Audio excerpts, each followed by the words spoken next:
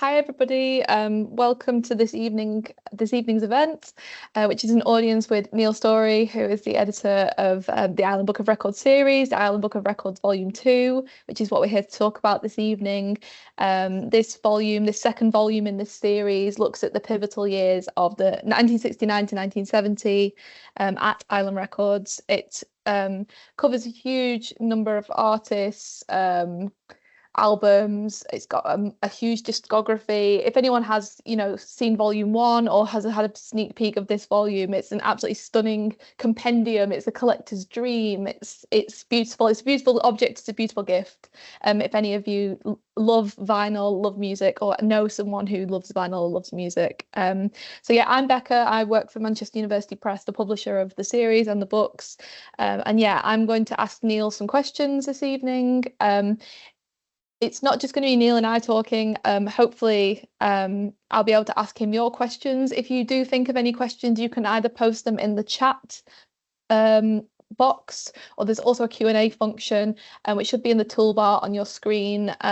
If you post in the chat or the Q&A, I will read out your questions for Neil in the kind of second half of the event. But for now, I have some questions for Neil. And if technology allows, I'm also going to try and share some visuals from the book to kind of give you a sneak peek, as this is a pre-publication event. Can we have images of everybody up? Everybody's got a sort of a blank thing at the moment.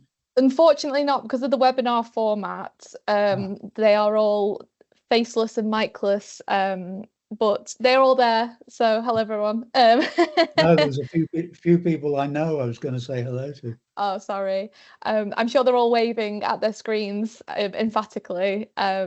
But yeah, so Neil, I'll just share screen if I can, and we'll get started. Oh, there you go. Birkin in the chat says, "Hey Neil." There you go. Hi Birkin, how are you? It's a shame we can't see everybody.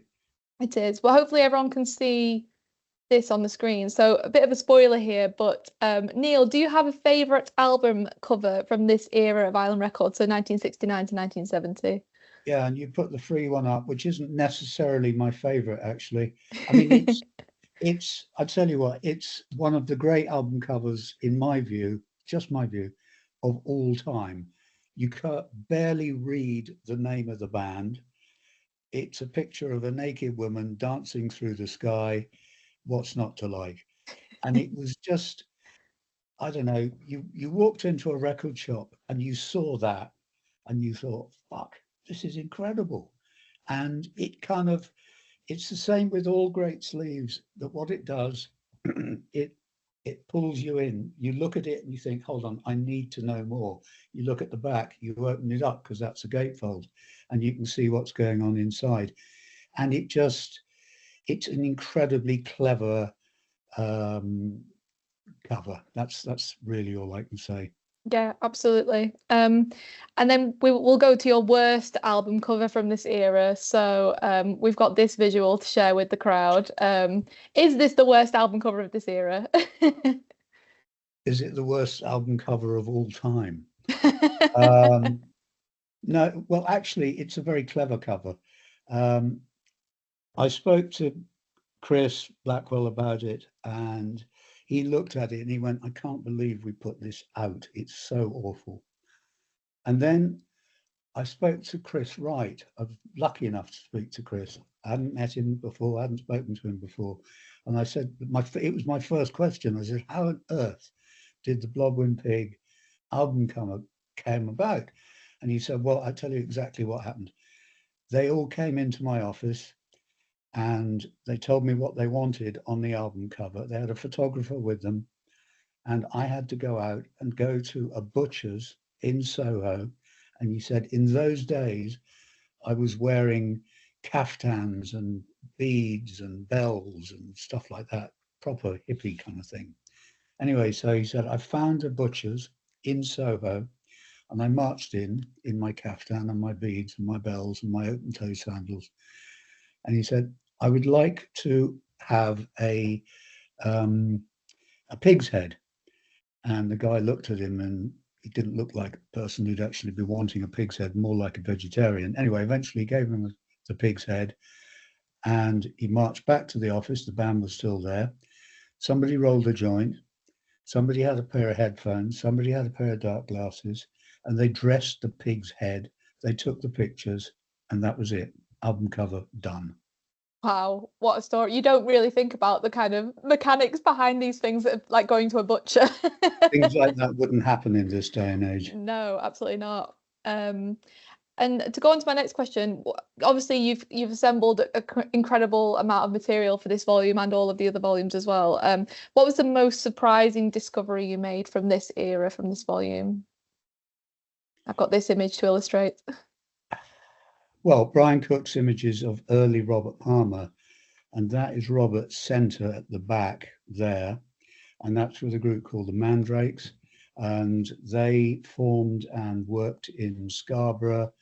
And then Alan joined Robert was Alan Palmer at that point. And then he joined the Alan Bown, and Blackwell went to see the Alan Bown. Hold on, I got a cat trying to sit on me. Okay. Sorry, where was I? So Robert joined the Alan Bown. Blackwell went to see him in the Alan Bown. He was recommended to go and see him in a club in North London, the name of which I now cleverly forget. Virtually signed them on the spot, but he didn't sign them for being Alan Bown. He actually signed them because he wanted Robert. And then the story goes on. Robert leaves, forms Dada with Elkie Brooks and Pete Gage. They don't last more than 10 minutes. They did make an album, although Robert wasn't on the album. And then they mutate into Vinegar Joe. And that was really how Robert arrived. Brief kind of recap on how he arrived. Yeah. And anyone who hasn't seen the new volume, the volume 2, here's the cover. It's pink. But anyone who's seen volume 1, Very it's pink. red. Do you want to speak to kind of why the record labels changed to pink during this era? Well, the record labels changed quite a lot. In the first volume, you had red, which reflected the sun, which was the first label. Then you had the red and yellow. You had the Sioux. The bow tie label, the red and white. So there was the reason the first book was red cover was because there were a lot of predominantly red coloured labels. That's the reason behind that. Pink one is obvious. This is by and large the pink era, and the pink era. Actually, we kind of come out of the pink era, and I suppose what we could have done with the first one could have gone to end of 1966, and then the pink era really would have properly come in, but then that wouldn't have kind of worked particularly well. And I think we needed to do what we did as we did it in the first book. Anyway, so this is really the famed pink era. There were the three different pink labels, and then we come into what is known as the Pink Rim label, and that began. Alan Bown was the first album, and believe it or not, Bronco was the first 45 issued as the Pink Rim labels. Yeah, and I can testify to this pink being very beautiful in person. It looks fantastic. Well, you did ask when we were with Chris Blackwell. Jayne did ask him, was there a particular colour pink? And he kind of looked horrified, and he went, "Well, there's only one kind of a pink." And she went, No, there's all sorts of different variants on pink.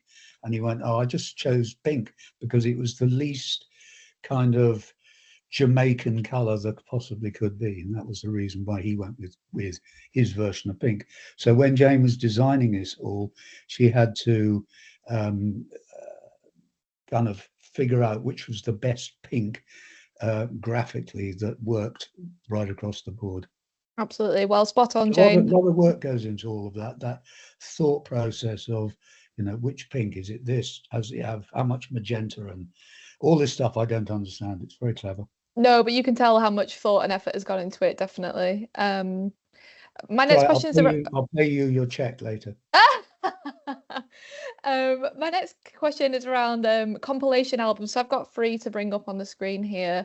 I'll bring up the first one now. So Island Records released 3 compilation albums in this period, 1969 to 1970. What was the importance, or what is the importance of these compilations? First one was You Can All Join In. Second one is up on screen, is Nice Enough. And then the third one was Bumpers. I don't know what everybody else thinks on these. In my view, these are unequaled pretty much by any other compilation, by any other label. They weren't the first compilations per se of, shall we say, contemporary music. CBS with The Rock Machine Turns You On, that was the one that kind of started it all. Why were they important? Two reasons. They were affordable. Nobody had any money, don't forget. Everybody was young, and I was out buying these things. This was long before, or a while before, I worked for a record company, and it was my introduction to an awful lot of different artists. Traffic. You knew Traffic, you knew Spooky Tooth, but this was the first time I ever heard King Crimson was on Nice Enough to Eat, and I can tell you, hearing Schizoid, 21st Century Schizoid Man, frightened the living bloody daylights out of people. Nobody had heard anything like that before. It was also the first time people had ever heard Nick Drake. I'm not going to say I rushed out and bought a Quintessence album purely on the back of listening to their stuff on, I think they're on Nice Enough, and I know they're on Bumpers. God, who else? Fairport's Fotheringay. It was an incredibly clever way to introduce new music to an awful lot of people. It's why were they important? God, they were important because they did exactly that. Interesting little factoid, Nice Enough to Eat was a #1 album. Not only was it a #1 album, it was a chart album, and it actually gave Nick Drake his only chart album during his lifetime. Not a lot of people know that. No, that's fascinating. And onto my last image. Speaking of Nick Drake, for the record collectors who I'm sure are in the audience, what is the rarest album from this period from 1969 to 70? First pressing of Nick, almost certainly. You'll pay for a perfect, pristine copy. I've seen copies going for over £1,000. I wouldn't pay £1,000, but I've seen copies going for that. It's a ridiculously rare album. It just sold 8 copies in its lifetime. Not 8 copies, obviously, but it sold very poorly indeed. It did just enough to generate enough, if you like, interest for Joe, John Wood, and CB and Ireland to commit to a second album, which was Brighter Later. But it's a strange beast, 5 Leaves Left, because it did nothing at the time. It did nothing even after he died, and it was just gradual, and people kind of would go and they'd just discover it. And thank God they did, and he's now revered as the all-time genius that he was, that those who heard it in the first instance, you went, wow, amazing. Just as a sideways on that one, Bumpers, there's Hazy Jane is on Bumpers from Brighter Later. What nobody knew at that time, there were going to be 2 Hazy Janes on Brighter Later. And I remember vividly hearing that within all else that was on the Bumpers album and thinking, my God, I can't wait for this album. This is going to be amazing. And, everybody goes, oh, I was there really early days with listening to Nick Drake. I swear I was. And I've never deviated from that. And I believe, although Brighter Later is the lead album for Volume 3, and we're working on that now, I would say that it is, as near as damn it, one of the most perfect records ever released. John Wood, I have on record saying I would not change a thing. It's the only album I recorded in which I would not change a thing. And fantastic. Yeah, so there you go. Sorry, I'm rambling. No, you're not. It's all really great stuff. I'm going to stop sharing screen now. Ask me questions. I will. I will. Thank you, Jayne, for those images that we've just shared. Jayne Gould, thank you so much. I have a few more questions for Neil, but if you do have any other questions, please pop them in the chat or the Q&A and we will get round to them. Absolutely. Yeah, if you could post in the chat just because you won't be able to use your mics. But yeah, so my next question for you, Neil, I suppose, how do you see Island Records evolving between Volume 1 and Volume 2? So how does 69 and 70 compare to earlier years of the label? That's the tricky question. Sorry. Actually, no, it's a really difficult one to answer, other than this was the, what's the word I'm looking for? This was when it was more contemporary British music, if you like, British and Irish music, as opposed to a lot of reggae, a lot of blues, a lot of, if you look at the earlier Volume 1, if you're taking that as a block, there was a great big melange of music. It was from soul to rock to pop to everything like that. This is, it's bookended by, one hand Fairport, John Martyn, Beverley Martyn, on the other hand King Crimson and Traffic and Spooky Tooth. So it's everything that's in between that, and that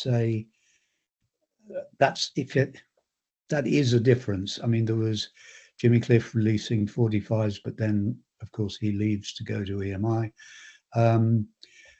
and this is before the advent of Bob Marley. So it's really, it's a much more, at this point, I would say it's a much more English label. I don't know what anybody else thinks, but that's the way I would term it. Dave agrees. Dave says quintessentially British. Okay, well, that's good. Thank you. Thank you.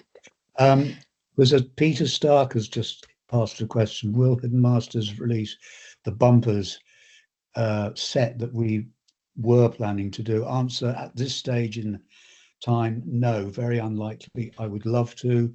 The main issues are threefold. One is this is full-time working on the IBOR books. It really is full-time, and it's incredibly difficult to find time to do anything else of that kind of complexity.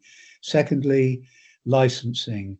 It's just impossible. We are a tiny organization. There's just the two of us, and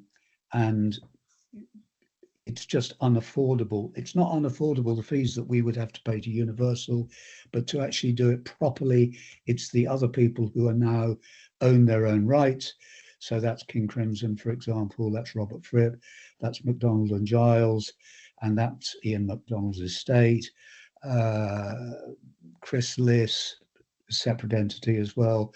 And then on top of that, you have, for us as a small organization, you have all the fees that you have to pay to PRS and all the rest of that before you can actually even press the amount of albums that you need to put out. So essentially it's, would we do it? Yes, we would love to. I personally would love to. I think it's one of the great compilation. But is it an easy way to actually throw money in the fire? Yes, it is. Therefore, it just won't happen unless somebody came along and said, here's X, now you can get away and do it, then that would be great. But unfortunately, no. Birkin also asks, is Wooden Frog featured at all? Yes, Birkin, of course they are. The last feature in the last book was Traffic falling to bits, with Steve heading off to Holland,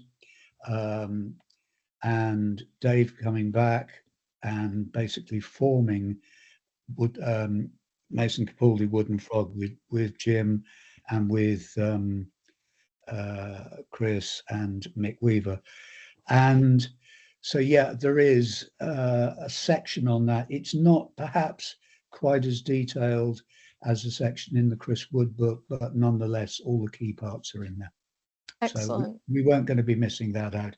But that first section essentially deals with the hiatus in traffic, which meant you had Blind Faith, and then imploding. You had Air Force, and then not lasting very long, and you had Mason Capaldi Wooden Frog, or Wooden Frog as they were almost called. So yeah, we have attended to that. Perfect. I have another question while we're waiting for more chat questions. Just around the kind of Island's position in the music industry at this time. So kind of how did it differ from other labels in terms of its influence or innovation or motivation? How did Island differ? Mm, You just have to look at the albums being released. There was no other company releasing albums which, you know, everything was pretty much groundbreaking at the time. You look at it now and you realize just how groundbreaking it was. absolutely. Yeah, that's the answer to that. Dave Gasborough, hello, how are you? Was volume 2 a bit easier to research and compile? God, no, it was. None of them are easy. Come on, they're not easy. Oh, what can I say? Was it Can I easier? say something? Can I say something about this? Absolutely, go for it, Jayne. It's very interesting. You know, the problem is we've got this thing called the internet at the moment, and there's lots of different versions of the same events. So our problem was, okay, we're going after an interview or an event, and we have to find the truth. We have to really find the real information, and that's what's taken the time to research this stuff, is to actually, rather than internet gossip and copy and paste journalism, we're actually finding out the truth. And that's where Neil has got this sort of weird Sherlock Holmes hat that he wears every now and again. And that's why he uses to get the research.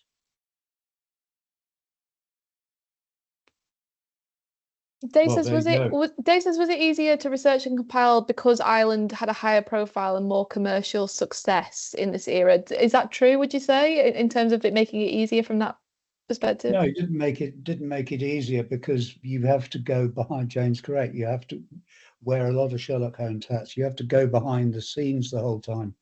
You know, there are 3 albums here that within volume 2 which were never released, one of which was the New Nadir, and I would hazard a guess that 90% of the people who are on at the moment won't have even heard of that.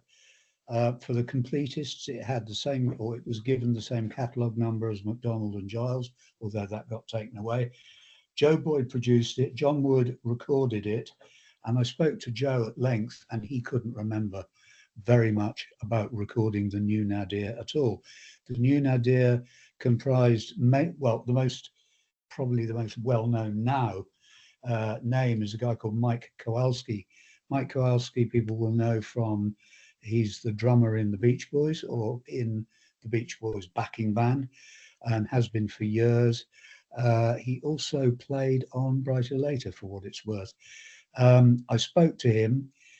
Beach Boys did play at the Great Lincoln, what was it called? The Great Western Festival at Lincoln, just outside Bardney in Lincoln. And he did remember that the sun came out and shone as they came on stage. So he was the drummer in the New Nadir. John Wood could remember it. They recorded a full album. The full album exists within the Universal archives, and it never came out. Why didn't it come out? Because nobody thought it was good enough to come out. Joe Boyd eventually tried to hawk it, I think, to Polydor, believe they turned it down, and that's really where it kind of ended up. Just a comment. Anybody's question at all or not? A comment from Pamela, who says, looking forward to the new book, and one day that Robert Palmer doc, fingers crossed. Oh. Well, I know what Pamela's referring to with the Robert Palmer. If the family would play ball, then it might happen, but unfortunately they won't. And I can't publicly say any more than that. Fair. And David Barber's also said, "Hi Neil, can you talk about the creative relationship between the music, the artist, and the album sleeves?" Oh, David, please. God, I told you there would be the people with the difficult questions. I knew this was a bad idea. Right. Golly. I go for this. No, wait a minute. Let me see. While you're thinking, can I go for this? Being that I'm a designer. Go on, please. Okay. David, it was really interesting because I found that the design of the albums changed radically in 69 and 70. A lot of it, I think, was due to the printing techniques that were coming in, which allowed them to do more things photographically. There's a lot of, how can I put this, sort of soft focus effects. I think they're trying to emulate experiences and things like that, but it was changing all the while in these 2 years. It's funny because in the previous volume of Island Records, there was a lot of heavy typography and big bold colors and everything. But in 69 and 70, it's like they discovered muted colors. That's me. Neil, do you want to add anything on to that? I think the most important thing to say is that all of the artists had an enormous say in the art that came with each album when it was issued. Some had more say than others, but it was part of the creative process. So it was really a marriage of the music and the art that went with it. It was a lot of thought that went into these things. Sometimes there was a little bit, perhaps too much thought, whereby you had these incredibly complicated sleeves. One of the Quintessence albums is a perfect example of that, with all of the die cuts. You had the Jethro Tull stand-up album with the bit that actually physically pops up. Now, originally, and this is, I mean, obviously over time it sold in the millions, but at that time, this was a very high charting album indeed. All of those bits that stuck up like that, they're actually hand glued, believe it or not.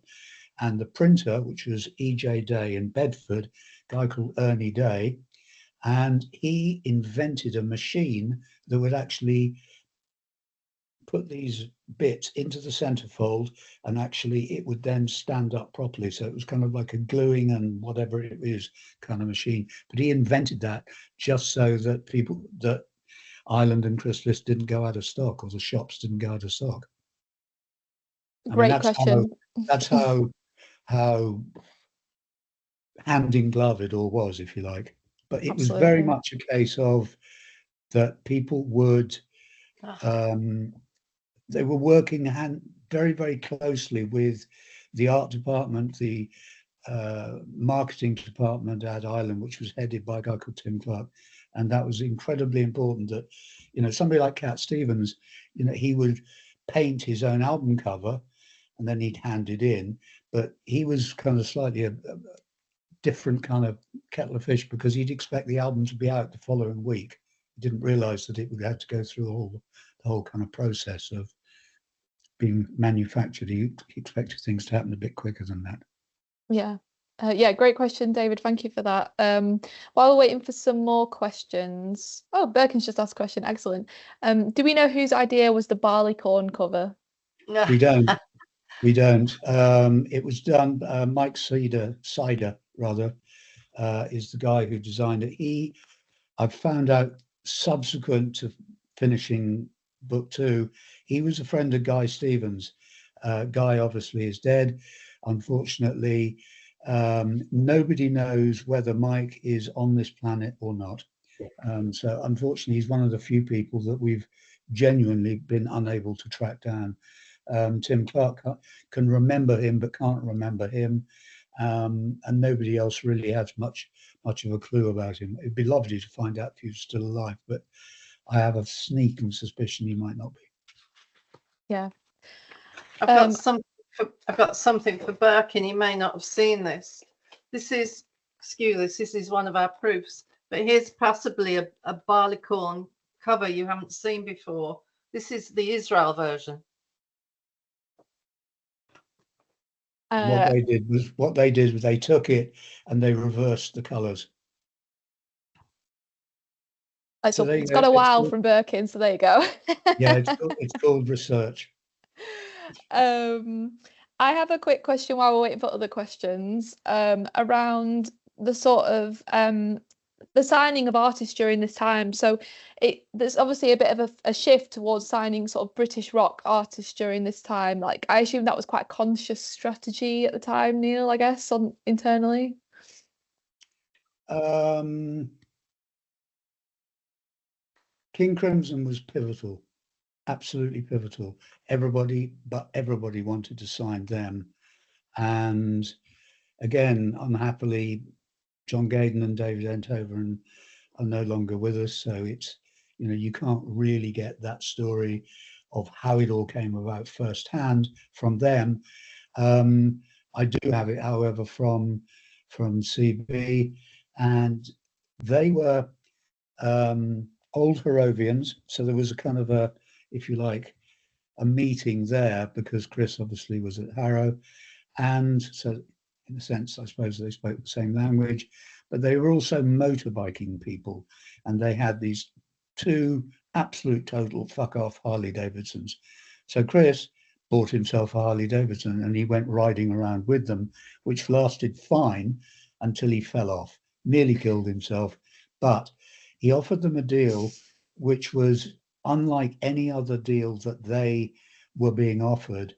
And it essentially meant that they owned their masters, all the creative side of it, they owned it. So he licensed their work, which was a clever way of doing it. And when a band like that was signed, in the same way, I suppose, when somebody like Winwood was signed, it attracted other people to the label. Fairport Convention attracted other people.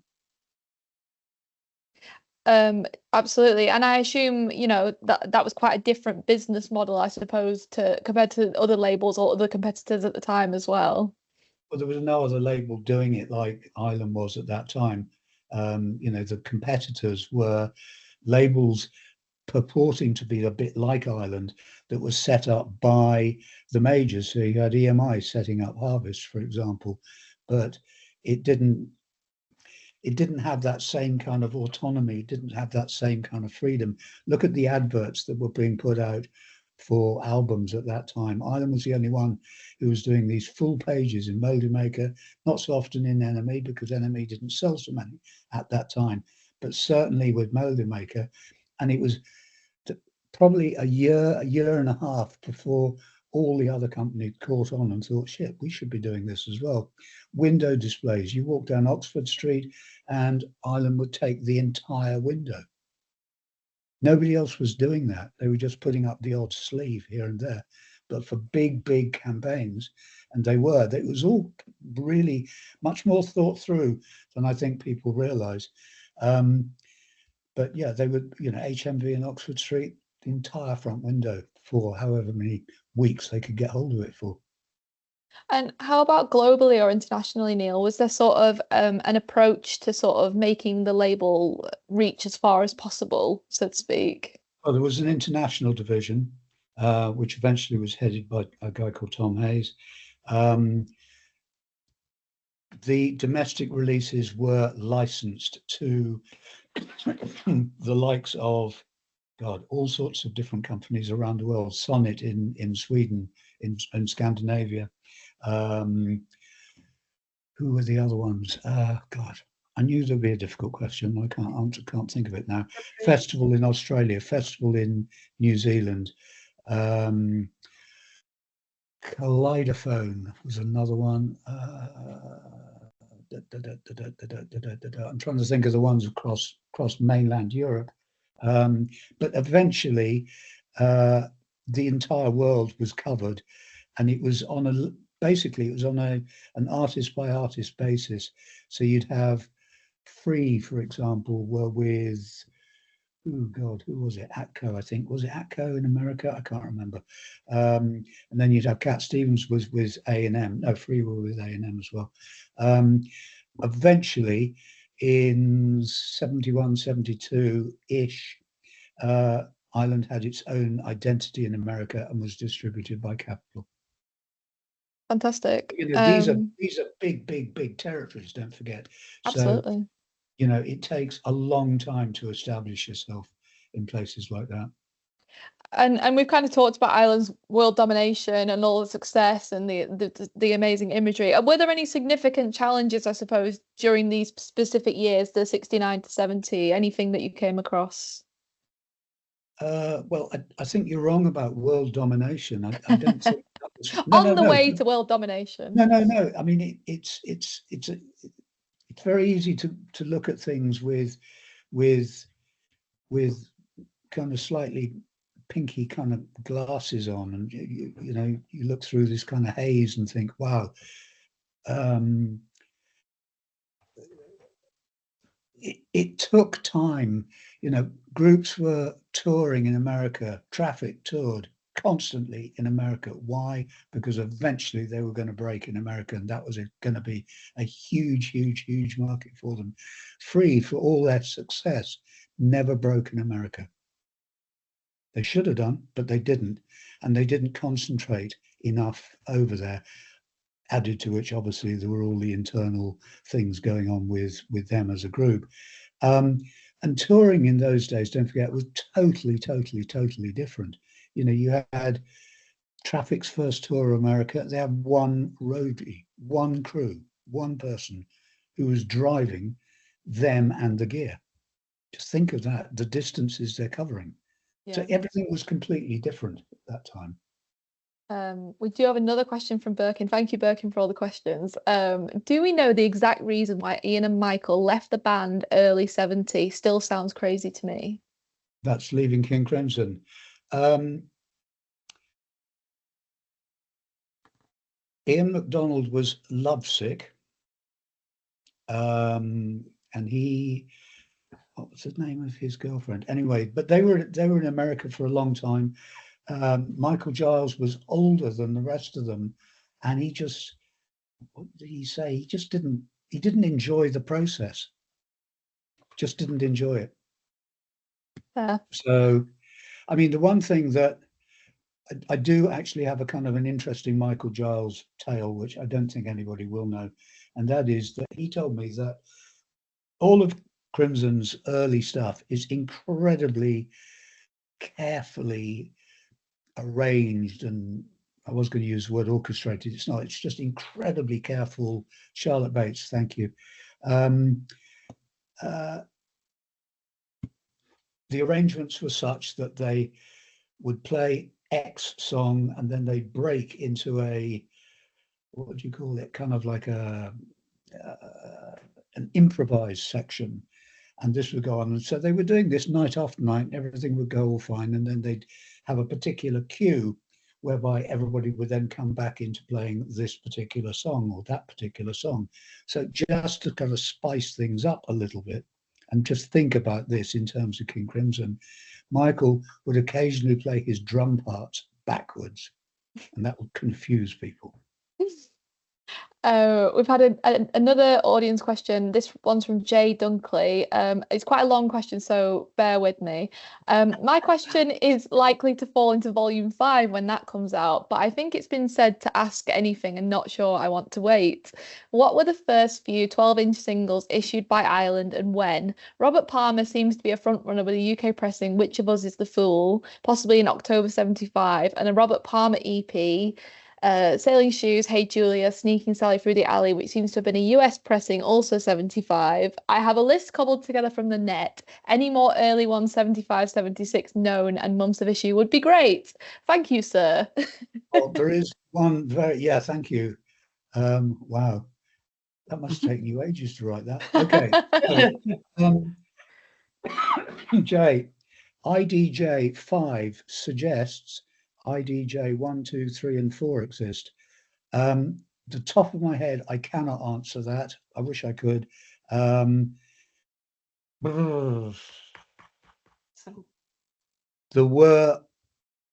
that was when that kind of whole 12-inch thing was happening. There was a lot Yeah. of promo 12-inch things going on, a lot of white label ones. Genuinely, I'd need to look back through lists. I don't have anything like that, which I can kind of quickly flick to and tell you. So is it going to be volume 5? Volume 5 will be, yeah, around about 75, 76, something like that. So, but we will get there. Believe you me, we will get there. Absolutely. So I'm We're sorry already- I can't. But if you want to, actually, I tell you what, if you want to email me via Becca, then do so. I'll look into it, and I promise I'll get you a proper answer to that. I'll send you my email, Jay, don't worry. And another question from Julian.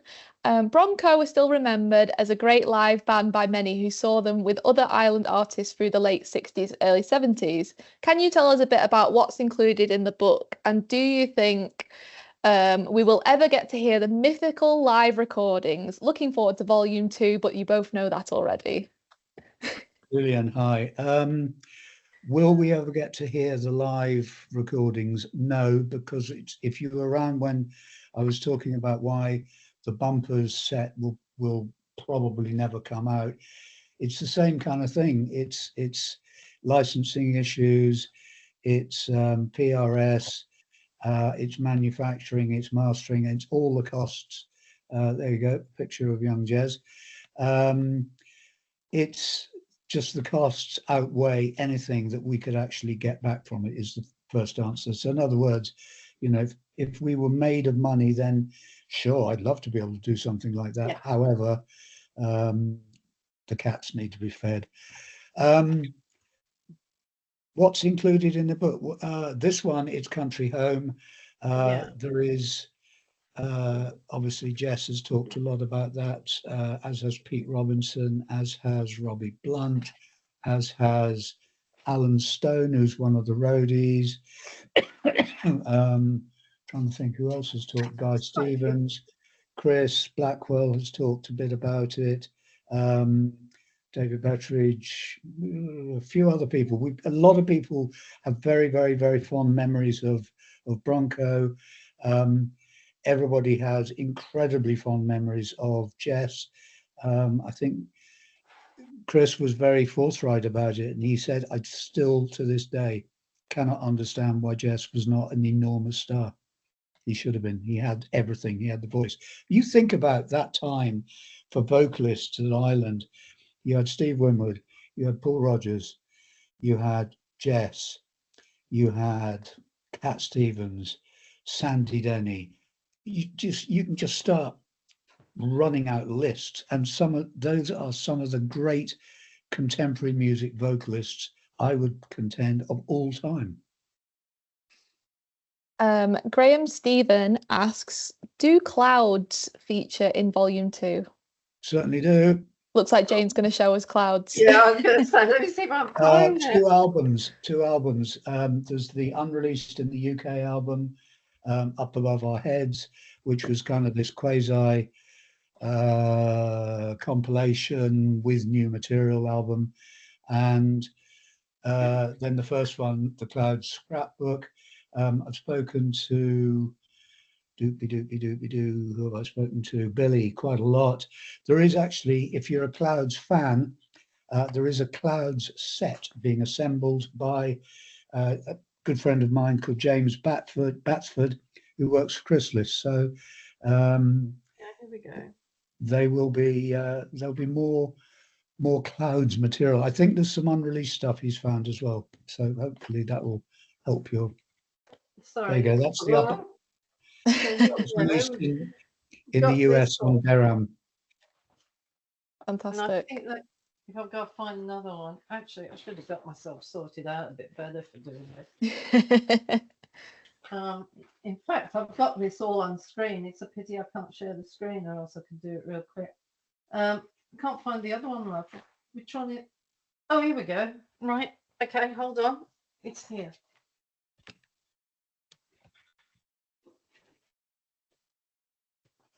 Yeah, Nick is obviously in.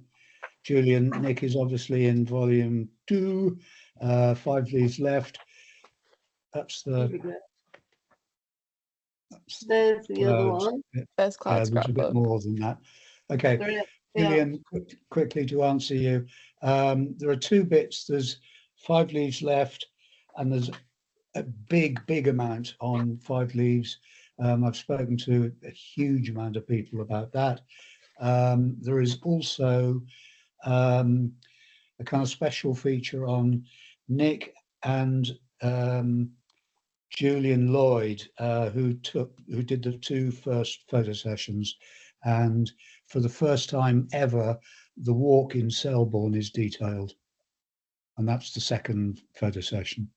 And even we have a map of it, so you can actually go to Selborne and go, ooh, that's exactly where it goes. That's where they went. That's where they walked. Fantastic. To go back to King Crimson, Peter Starks asked a great question. Was Greg Lake's membership of King Crimson important in Ireland signing ELP?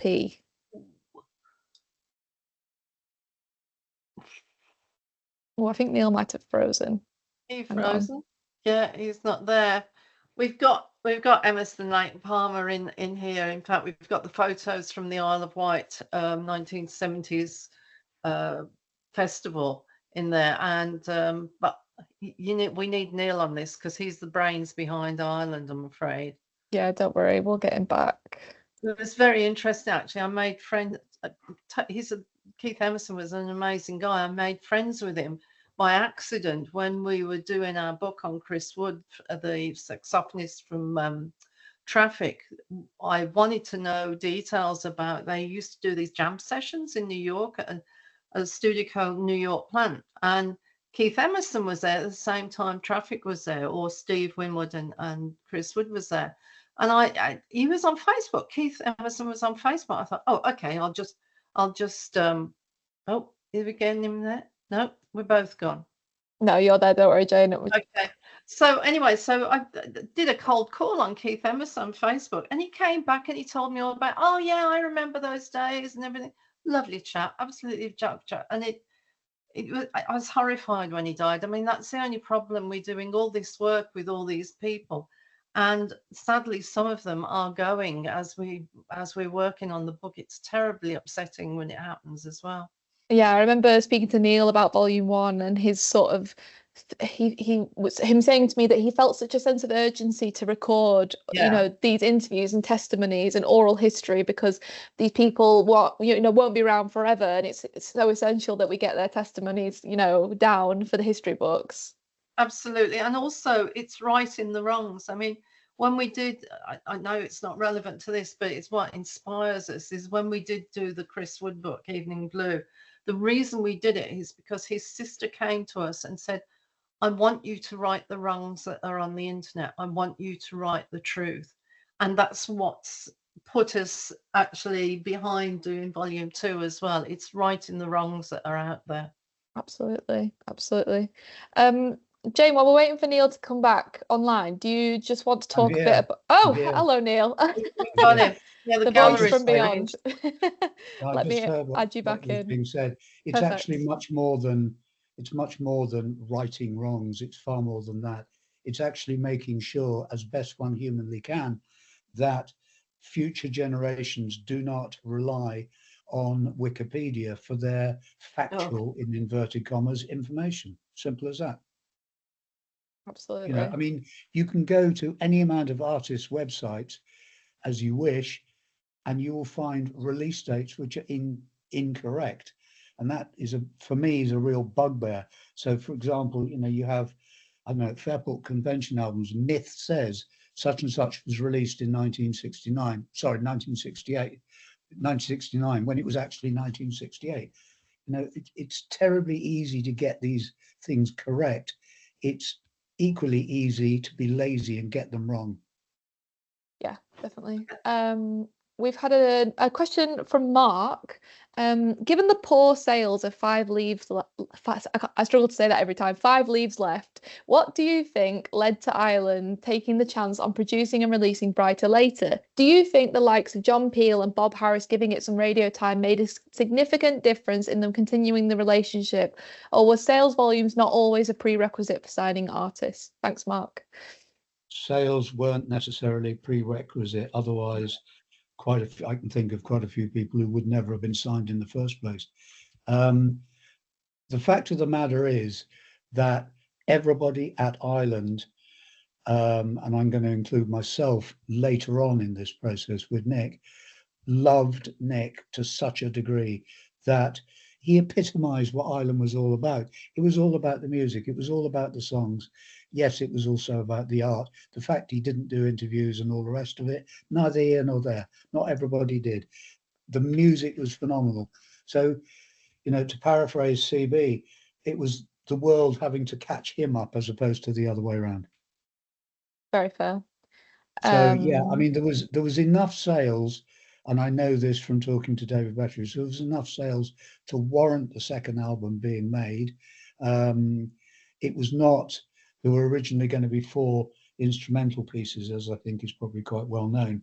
Joe Boyd refused to record the 4th one, so there was a bit of a falling out between him and Nick. But personally speaking, that's my favourite of the release material from Nick. And, you know, tracks like Northern Sky, Hazy Jane 1, Hazy Jane 2, Poor Boy, Jesus, you know, I mean, some of that stuff was so far ahead of its time, it's not true. And on a similar line, Graham Stephen asks, Fairport issued 3 albums in 1969. Would any other label have let them do that? No, it wasn't a case of letting them do it. They did it. You know, don't forget recording sessions for, you know, Unhalf Bricking was probably 4 or 5 sessions. It wasn't much more than that. When they did Sailor's Life, that's 1 take. Olympic, big room, 1 take, end of. You know, and bands were also going in so rehearsed. They were playing stuff on the road the whole time. Fairport were out gigging the whole time. So, you know, they were playing essentially live in the studio a lot of the time. They weren't overdubbing.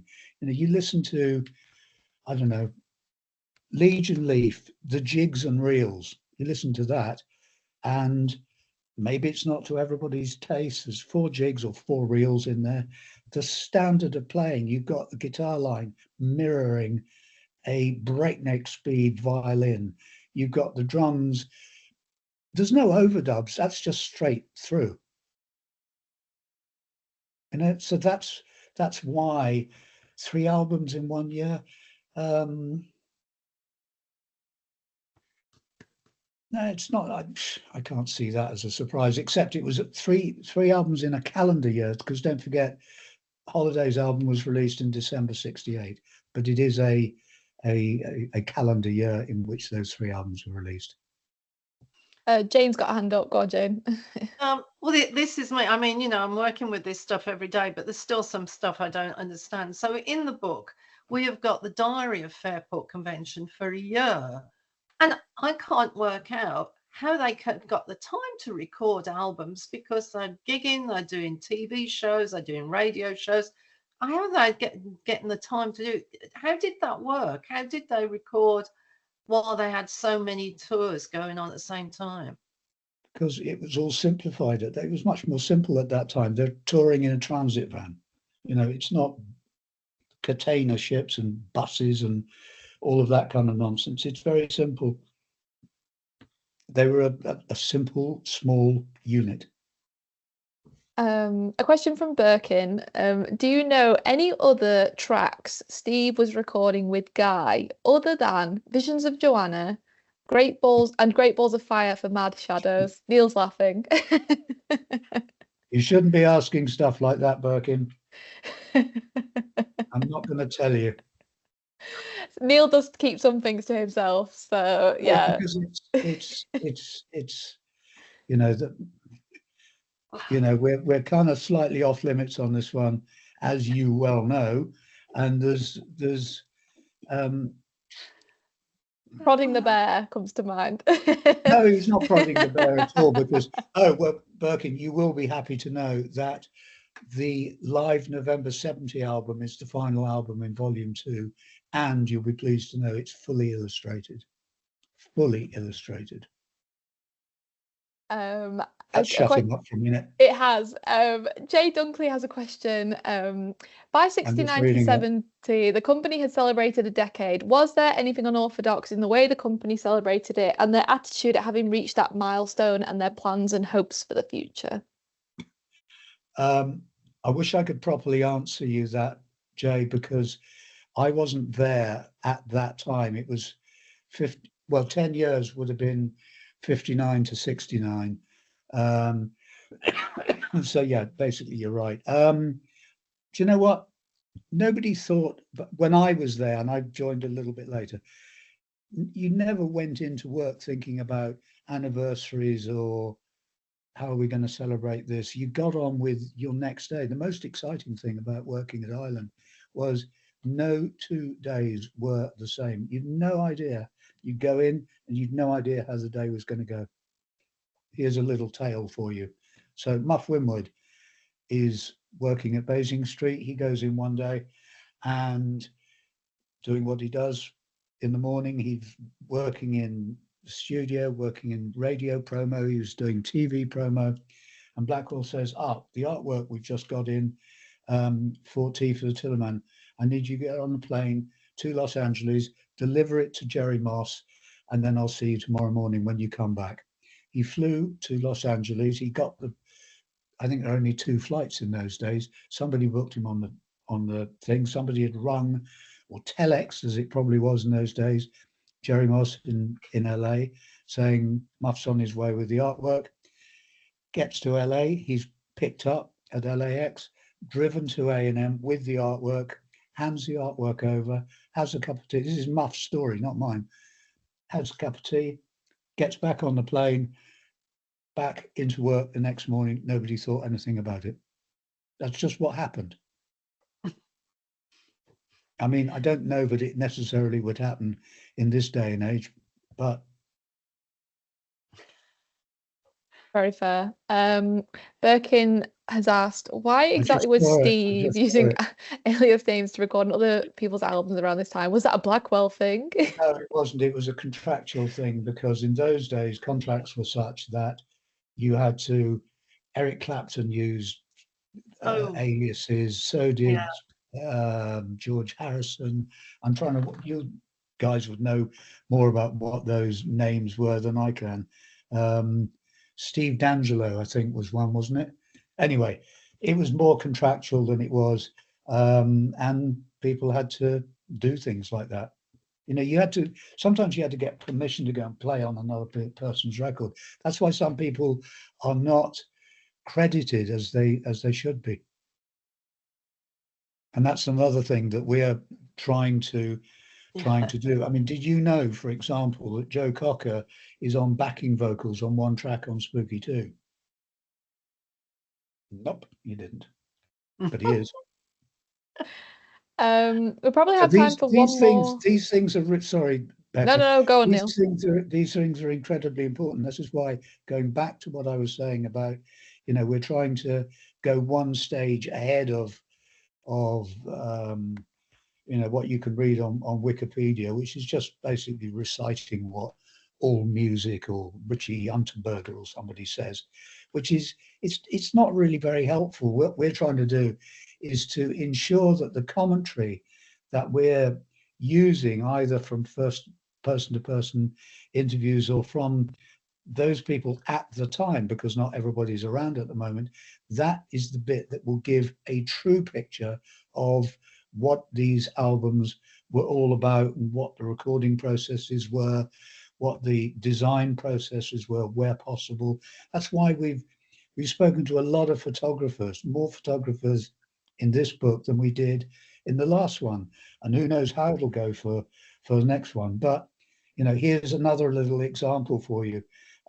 Willie Christie is probably one of the more famous photographers in Britain over the last 40-50 years. He did a huge amount of work for Vogue, and that's where he's really probably best known. Anyway, he photographed a King Crimson 45 cover called Cat Food, and I contacted him totally out of the blue. He didn't know me from Adam, and said, would you be happy to talk about taking the photograph of the cat. And anyway, what was one thing and another, he has a house in France. We live in France. We had lunch and he told us the whole story. And he even knew what the cat's name was and who it belonged to. And so this is the detail that we thrive on. And if that's answered the question, then great. If it hasn't, I apologize. I think that's a great note to leave it on, as we're at the hour now. So I just want to thank Jayne and Neil for their time. Thank you all for your great questions. We are hoping to do another online event in the future after the book's published and you've all had a chance to have a flick through and come up with some more questions for Neil. In the meantime, yeah, thank you all so much. And I hope you pick up a copy of Volume 2 when it's published next month. Available from all good bookshops, online retailers, Manchester University Press's website. And yeah, Neil, Jayne, any parting words for the crowd? I have to tell you that this volume, even though it was only 2 years, my God, did it require more work. And I really want to thank all the photographers who've donated their exclusive photos for us as well on this one. So I'm really thrilled about that we can show them at last. Yeah, I think there's that. And I think that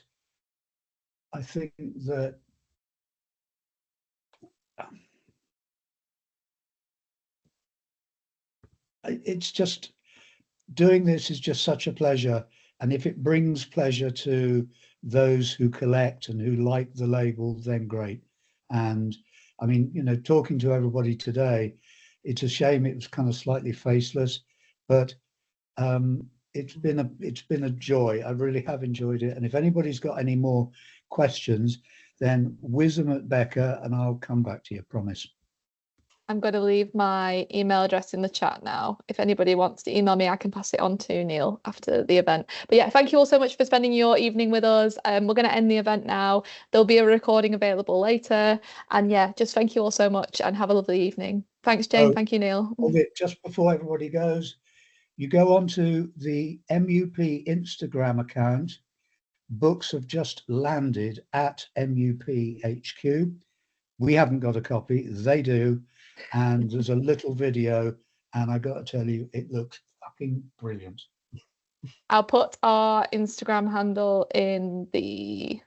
Yeah, do. And if anybody wants to share it, I don't know how you do that, but if you can share it, whatever, it looks incredible. It really, really does look great.